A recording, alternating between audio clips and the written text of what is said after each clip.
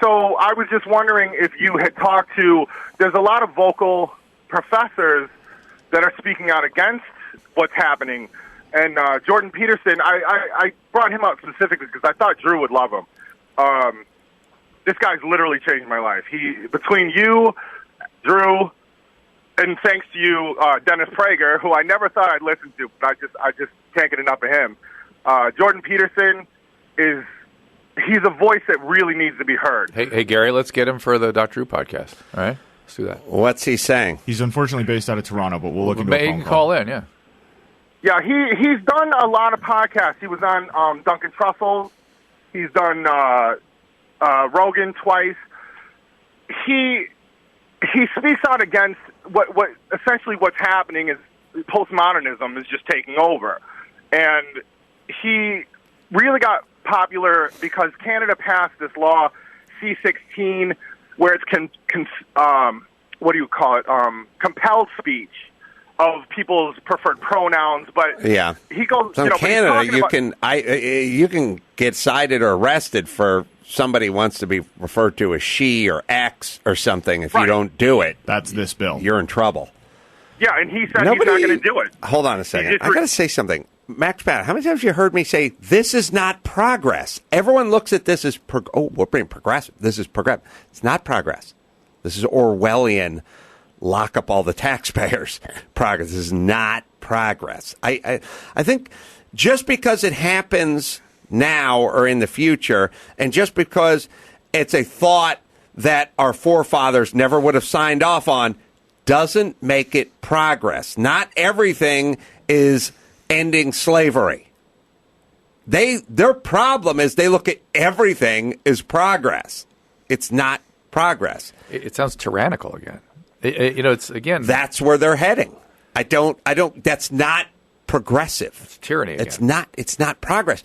It's that word I was saying last year. Letting women vote is progress. This is not that. You can't throw it all into the hamper of progress. Tyranny of the majority. Right. Tyranny of the majority. Sorry, Mike. Yeah, no, it's low resolution thinking. It's just I don't know what it is. My thing is, and thank you, Mike, and we'll look into this doctor. I want to talk to him.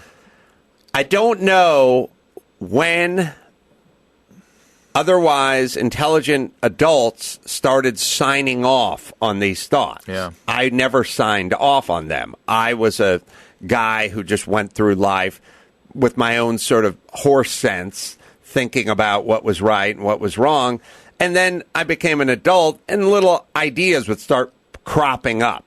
The aforementioned secondhand smokes, first-hand killer. It's like, no, it's not. Okay, I reject that idea. I don't go sign me up for an idea that's clearly not true. I go, no.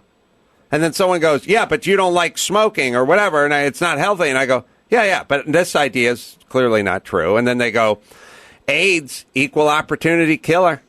Gay, straight, female, doesn't make a difference. And I'm like, no, gay. And then they go, yeah, no, equal opportunity killer. And I go, right, except for I don't know any celebrities that were straight that died. Hey, what about the kid that got the transfusion from the junkie? Okay, I'll carve him out of my brain and not let that one anomaly be put forth as a shining example to change my mind. The same way I won't do the one where the kid who grew up on the mean streets of Chicago with the absentee dad, and that guy ended up being a PhD at Harvard. I'm also going to carve that anomaly out because it's not the norm. I'm looking for the norm here. So AIDS, heterosexual, woman, man, whatever, gay, equal opportunity, first, second-hand smoke, not going along with that. Why? Because I hate gay people, or I love AIDS, or I hate smokers, or I love secondhand smoke? No, because I'm discerning. I have fucking brain cells to rub together. I'm deciding what's true and what's not true. Hey, you get rid of Obamacare, we're going to be stacking people like cordwood with a pitchfork. Elderly, there's a death sentence for the elderly and anyone under 17. And it's like, no, it's not. Moving on.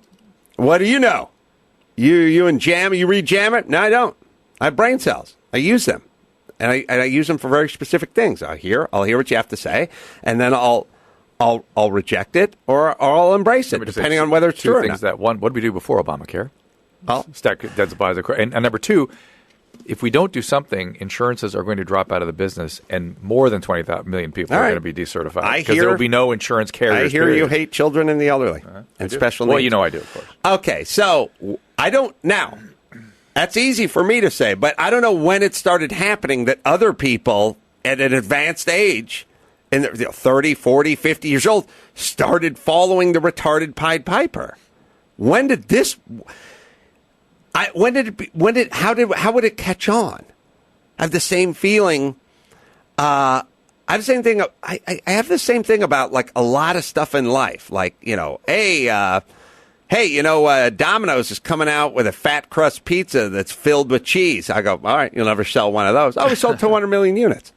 I'm like, oh, I guess people are really dumb. Because if you ask me, I would have said it's never going to sell one. But if I heard the song Man-Eater before it came on the radio, I'd go, don't bother putting that out. No one's going to like that song. That's for dumb people. That's a horrible song. Who knew? So I guess the same people that like the stuffed crust pizza and Man-Eater are now buying into 120 million people dead? Okay. Well, I got brain cells, so not me. That's the good news. Drew, you got brain cells? I think I do. Good, then not you.